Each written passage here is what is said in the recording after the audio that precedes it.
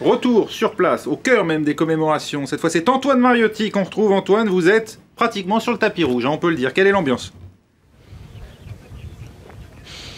Eh bien écoutez, assez calme, il faut bien le dire quand même. On est pile à l'endroit où toutes les délégations passent les unes après les autres. Et vous voyez derrière moi, eh bien, écoutez, il y a quelques badauds, quelques dizaines de personnes qui sont là et qui saluent les personnalités, les chefs d'État et de gouvernement, les 25 chefs d'État et de gouvernement qui arrivent au compte-gouttes depuis tout à l'heure. C'est François Hollande qui a donc ouvert le bal, vous l'avez vu.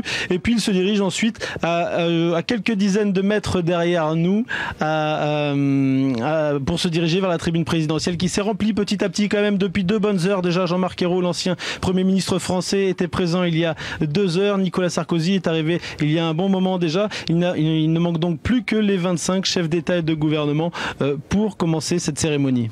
Alors dites-nous la vérité, est-ce qu'on est ému sur place? Est-ce qu'on est impatient? On sait, hein, il règne quand même une chaleur assez forte aujourd'hui en France et les vétérans, on l'a vu quand même à Limoges, ne sont pas tout jeunes, ça doit être quand même assez éprouvant pour eux.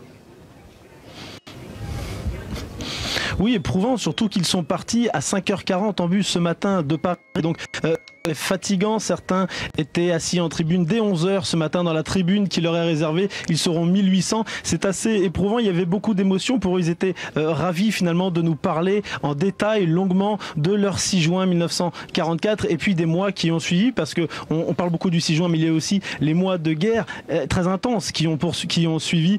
Et puis donc beaucoup d'émotions. Et la population, elle, eh bien, s'est vraiment mis aux couleurs de ce débarquement. Toutes les villes et tous les villages que nous avons traversés, eh bien, il y a partout des drapeaux, des fanions, des vitrines décorées, des vitrines de commerce, mais la population est vraiment tenue tout de même à l'écart de cette cérémonie, hormis les 7000 personnes invitées, dont beaucoup d'officiels, de vétérans, de familles, un peu d'enfants. Eh bien, la population où nous nous trouvons ne peut que saluer finalement le cortège de délégations qui arrive. Il y a une nouvelle délégation qui arrive là à quelques dizaines de mètres de nous, mais finalement, ils ne voient rien de là où nous sommes et des autres endroits, à part sur un écran. Ils ne peuvent pas voir ce qu'il se passe dans la cérémonie. Vous avez une délégation donc qui est en train d'arriver. C'est la délégation russe, c'est Vladimir Poutine qui est en train d'arriver. Une longue délégation, c'est l'une des plus longues délégations que l'on voit depuis tout à l'heure. Je disais, c'est donc François Hollande qui a ouvert le bal.